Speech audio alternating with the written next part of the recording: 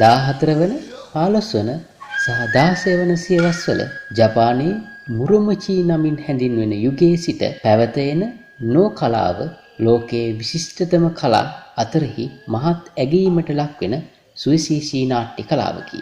නෝ යනු ගීත, නැටුම් සහ ත්‍රිවිධ සාධක සංයෝජනය වී බිහි වූ මිශ්‍ර කලාවක් ලෙසද හැඳින්විය හැකිය.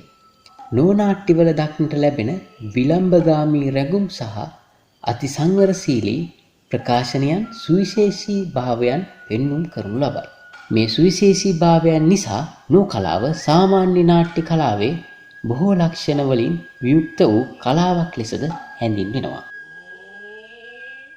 පුරාණයේදී නෝ රඟ දක්වනු ලද්දේ සිද්ධාස්ථානවල මළුවල සාදන ලද එලිමහන් රංග භූමිවලදීය. කකුරා නැමැති පූජා නැටුම් රඟ දැක්වූ වේදිකාවේ මුල් කාලීනව නෝ නාට්‍ය රඟ දක්වා ඇත. අද පවත්නා විශේෂ අවස්ථාවල සිද්ධාස්ථාන භූමිවල එලිමහනේ නෝ නාට්‍ය රඟ දක්වනු ලබන්නේ මෙම නාට්‍ය විශේෂයට ආවේනික වූ ආගමික සම්බන්ධතා සිහි ගන්වමිනි. මේ කමකුරා නැමැති ඓතිහාසික නගරයේ ශින්තෝ සිද්ධාස්ථානයේ පවත්වනු ලබන නෝ රංගනයකි. ඓතිහාසික සාධකවලට අනුව ආරම්භයේ සිට 19 වන සතවර්ෂයේ ආරම්භය දක්වා නෝ රඟ දක්වා ඇත්තේ මෙලෙස එලිමහන් වේදිකාවල පමණි. දිවා කාලයේ හිරු එළියුනුත් රාත්‍රී කාලයේ ඉටිපන්දම්, විලක්කු සහ ගිනිමැල එළියුනුත් නෝ රංග භූමියට ආලෝකය සපයා ගන්නා ලදී. නෝ රංගශාලා තුල දක්නට ලැබෙන මෙම වේදිකාව එදෝ යුගයේ තොකුගව ෂෝගුන් විසින් තම මාලිගය තුල ගොඩනගන ලද නෝ වේදිකාවේ ආකෘතියට අනුව නිර්මාණය කොට ඇත. සම්පූර්ණ නෝ වේදිකාවට ඉහළින් පැරණි ආශ්‍රම ගෘහ නිර්මාණ ශිල්පයට අනුව දර්ශනය වන මෙම වහලය අපූර්වත්වයෙන්ද ගාම්භීරත්වයෙන්ද ශ්‍රද්ධා සම්පන්න හැඟීමකින් ජනිත කරනු ලබයි. නෝ වේදිකාව සම්පූර්ණයෙන්ම නිර්මාණය කර ඇත්තේ ජපන් සයිප්‍රස් ලෙස හඳුන්වන හිනොකි නැමැති ලී වර්ගයෙනි. ප්‍රේක්ෂකාගාරයේ දිසට විහිදෙන බුතයි යනුවෙන් හඳුන්වන ප්‍රධාන රංග ශීර්ෂයයි. එය ත්‍රිමාන ස්වභාවයෙන් යුක්ත වේ. 4 ලී කණු 4කින් වටවුණු මෙම ප්‍රදේශය නාට්‍යයේ ප්‍රධාන රංගනය සිදු කරනු ලබයි. රංග භූමියෙන් ප්‍රේක්ෂාගාරය වෙන් කර දැක්වීම සඳහා එම රංග භූමියේ පාමුල කුඩා ගල් ඇතුළු බිම් තීරුවකි. ප්‍රධාන රංග භූමියට පිටුපසින් අතුෂි නම් කොටසයි. අතුෂි නමින් හඳුන්වනු ලබන්නේ සිව් දෙනෙක්ගෙන් යුක්ත වාද්‍ය වෘන්දය සඳහා වෙන්වන කොටසයි. එහි වම්පස කෙළවරේ පිහිටි කුඩා දොරටුවෙන් වාදකයෝද ගායකයෝද රංගභූමි සහායකයෝද වේදිකාවට පිවිසෙති. රංග ශීර්ෂයේ දකුණු පැත්තේ රංගපීඨයේ නේපත්‍යාගාරයට සම්බන්ධ කරනු ලබන මදක් ඇල වූ හසිගකරි නම් පාලමක් දිස්වේ. මෙම පාලම ප්‍රේක්ෂාගාරය අතර පිහිට වූ මත්සු නමින් හඳුන්වන ගස් තුනක් නිසා එම පටු පාලම් තීරුව දෘශ්‍යමාන ගැඹුරක් ඇතිවේ. නෝනළුවන් වේදිකාවට ප්‍රවිෂ්ඨ වන්නේද පිට වී යන්නේද එම පාලම ඔස්සේය.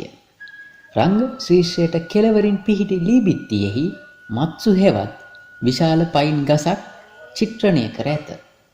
සෑම නෝ රඟහලකම දැකිය හැකි එකම ස්ථාවර සැරසිල්ලමයයි. මේ පයින් ගස නිසා හිස් වූ වේදිකාව සෞන්දර්යාත්මක ගාම්භීරත්වයකින් හා වේදිකාවේ ගැඹුර නිර්මාණය කිරීමටද ඉවහල් වේ.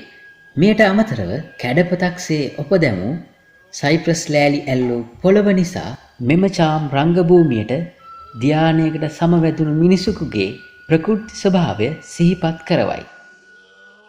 සම්මත යුරෝපීය රංගහලක භාවිතා වන රංගභූමි ආලෝක එල්ලයන් නෝ රංගහලේ භාවිතා නොවේ. ඒ වෙනුවට භාවිතා කරනු ලබන්නේ ඉහළින් සවිකරනු ලබන සාමාන්‍ය විදුලි ආලෝකයක් පමණි. නෝ නාට්‍යයක් ආරම්භ වන විට මුලින්ම ගායකයෝද වාදකයෝද මහත් සංයමයෙන් යුක්තව පිවිස ජපන් සම්ප්‍රදායට අනුව තමන්ට හිමි ස්ථානයේ වාඩි වී තම කාර්ය සඳහා සූදානම් වෙති. මද වේලාවකින් ආරම්භක නළුවා ඉතා සෙමින් ගමන් කරමින් ප්‍රධාන භූමියට පිවිසේ. රංග භූමියෙහි ඉදිරියට පැමිණ ඔහු මහත් සංයමයෙන් යුක්තව තමා පිළිබඳව වතගොත ප්‍රේක්ෂකයන්ට ප්‍රකාශ කරයි. නෝ නාට්‍යවල නළුවන් විශාල සංඛ්‍යාවක් සහභාගී වන්නේ නැත. නාට්‍ය අත්දැකීම් ප්‍රාණවත් ලෙස ගොඩනගන්නේ නළුවන් දෙදෙනෙකි. මොවුන් ශිත සහ වකි යන නම් වලින් හඳුන්වනු ලබයි. ශිත යනු ප්‍රධාන චරිතය නිරූපණය කරන නළුවා වන අතර වකි යනු අනුනායක චරිතය නිරූපණය කරනු ලබන නළුවායි.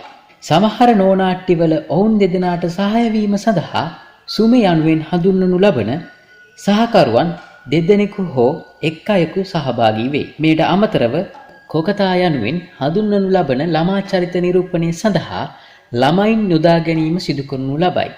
බොහෝ විට වයස අවුරුදු 3-6 පමණ කාලයේ සිට නෝකලාවට පුරුදු පුහුණු කරවන සාම්ප්‍රදායික පවුල්වලට අයත් දරුවෝ මෙවැනි චරිත නිරූපණය සඳහා යොදා ගනු ලබයි. නෝනාට්‍යවල ස්ත්‍රී රංගපෑම් සිදු කරන්නේ නැත. සැබෑ ජීවිතවලින් උපුටා ගන්නා මේ චරිත එම සැබෑ ජීවිතයේ චරිත සාරාංශයක් මත ගොඩනගන ලද සෞන්දර්යාත්මක නිර්මාණයක් බවට නෝකලාව තුළ පත්වේ. එය කිසිවිටකත් ස්වභාවික නිරූපණයක් නොවේ. මේ හේතුව නිසා ස්ත්‍රී චරිත වෙනුවට ස්ත්‍රීන්ට වඩා හොඳින් පුරුෂයෙකුට නිරූපණය කළ හැකි බව පිළිගත් සාම්ප්‍රදායික මතයක් වේ. නෝනාට්‍යයේ නැටුම ප්‍රධාන වන අතර ආංගික අභිනය ප්‍රධාන වශයෙන් උපයෝගී කරගනු ලබයි. එහි පරිසරය නිරූපණය කරනු ලබන්නේ බොහෝ විට වාචික අභිනයෙන් හා ආංගික අභිනය මගිනි. රංගභූමියේ එක් තැනක සිට තවත් තැනකට යාමෙන්ද වටයක් යාමෙන්ද බොහෝ දුර ගෙවූ බව ඇඟවේ. නොවැණුමේ පරමාර්ථය ප්‍රේක්ෂකයන්ගේ සිත් සතන් සංසුන් කර ඔහු තුල ශාන්ත රසය දැනවීමයි. ජපානයේ සෙන් යනුවෙන් හඳුන්වනු ලබන ධානමය බෞද්ධ දර්ශනයේ ජීවන දෘෂ්ටිය මෙම සම්ප්‍රදායන් සඳහා ඉතා මැනවින් භාවිතා කරනු ලැබයි. වෙස්මුහුණු නොපළඳින නළුවන් රංගපෑමේදී සාත්වික අභිනය හෙවත් මුහුණේ ඉරියව් ප්‍රකාශ කරන්නේ ඉතා අල්ප වශයෙනි. වෙස්මුහුණු පළඳින නළුවෝ වෙනත් ආංගික ප්‍රකාශන විදි මගින් කෝපය, ප්‍රීතිය වැනි සංවේදී භාවයන් පළ කරනු ලබයි. මේ ශෝකය හෝ වැළපීමක් දක්වන ආකාරයයි. නෝනාට්‍යයේ කැපී පෙනෙන විශේෂ ලක්ෂණය වන්නේ පරිණත වූ විශිෂ්ට කලා කුසලතාවයන් පෙන්눔 කරන වෙස්මුහුණු සෙන් බෞද්ධ කලා සම්ප්‍රදායේ දක්නට ලැබෙන සරල මූලධර්ම උපයෝගී කරගනිමින් වෙස්මුහුණු නිර්මාණය කිරීමයි. සියුම් අධිතාත්වික ස්වභාවයද මෙම වෙස්මුහුණු වලට ආරෝපණය වී පවතී. නෝනාට්‍ය සඳහා උපයෝගී කරගන්නා වේදිකා උපකරණ ඉතා සරලය. ඒවා ස්වභාවිකයන්ගෙන් බොහෝ දුරට වෙනස් වූ නෝනාට්‍ය කලාවට පමණක් ආවේනික ස්වරූපයෙන් නිර්මාණය වී ඇත. වේදිකා භාණ්ඩ අවශ්‍ය වූ විට කොකෙන් නමින් හඳුන්වනු ලබන වේදිකා සහකරුවෙකු විසින් ඒවා වේදිකාවට ගෙන එන්නේ නාට්‍ය සඳහා අවශ්‍ය විශේෂ උපකරණයක් ලෙස ප්‍රේක්ෂකයන් හට දනවන විලාසයෙන්. මෙම වේදිකා උපකරණ රංගභූමිය මත පරිහරණය කරනු ලබන්නේද නෝනාට්‍ය සම්ප්‍රදායට ආවේනික විලාසයකිනි. මේ දිය කරත්තයක් හඟවන වේදිකා උපකරණයකි. නෝරංගනයේදී අවාන විශේෂ තැනක් ගනී. බොහෝ විට අවාන විශේෂ උපකරණයක් ලෙස හඳුන්වනු ලබයි. අවානෙන් නෝරංගනයට විශේෂ අලංකාරයක් දනවයි. රංග වස්ත්‍රාභරණ වලින් නෝනාට්‍යයට අපූර්ව ආලෝකයක් ඇති කරයි. බොහෝ විට ශිත නැමැති ප්‍රධාන චරිතය රංගපාන නළුවා ඉතා අද්විතීය රංග වස්ත්‍රාභරණ වලින් හා වෙස්මුහුණු භාවිතා කරනු ලබයි. දෙවැනි චරිතය වන වකි චරිතය සඳහා එසේ දීප්තිමත් වස්ත්‍ර භාවිතා නොකරයි. නෝනාට්‍යයේ ගායන වෘන්දය 6 දෙනෙකුගෙන් හෝ 12 දෙනෙකුගෙන් සමන්විත වේ. ඔවුන්ගේ මූලික කාර්යය වන්නේ නළුවාගේ රංගනයට අනුකූලව ගායනා කිරීම හෝ අත්වැල් ඇල්ලීමයි. නෝනාට්‍යයේ භාවිතා වන්නේ සංගීත භාණ්ඩ 3ක් හෝ 4කි. බටනලාව, කුඩා බෙරය, මධ්‍යම ප්‍රමාණයේ බෙරය සහ යස්ටි 2කින් වාදනය කරනු ලබන විශාල බෙරය යන නමින් සංගීත භාණ්ඩ වාදනය කරනු ලබන්නේද නෝනාට්‍ය සම්ප්‍රදාය වෙනුවෙන් කැපවී සිටින ශිල්පීන් විසින්. අපට හුරුපුරුදු වාද්‍ය භාණ්ඩ වලින් වාදනය කරනු ලබන සංගීත සම්දනියෙන් නොව නෝනාට්‍ය සංගීතයේ කැපී පෙනෙන වෙනස නම් ප්‍රේක්ෂකයන් වශීකృత නොකොට රංගභූමියේ රංගපානු ලබන නළුවන් පෙළෙහි විශේෂ අවශ්‍යතා සමග බැඳිමින් සියුම් ලෙස රිද්මයන් ජනිත කරවීමයි. සංගීතය නෝනාට්‍යයෙන් වෙන්කොට රස විඳිය නොහැකි. නාට්‍යයේ උද්‍යෝගී අවස්ථාවල හඬ උස් කිරීමෙන් හා ලය වෙනස් කිරීමෙන් රංගභූමිය මත සිදුවන කාර්ය සඳහා සංගීතය අපූර්ව ලෙස සංකලනය කරයි.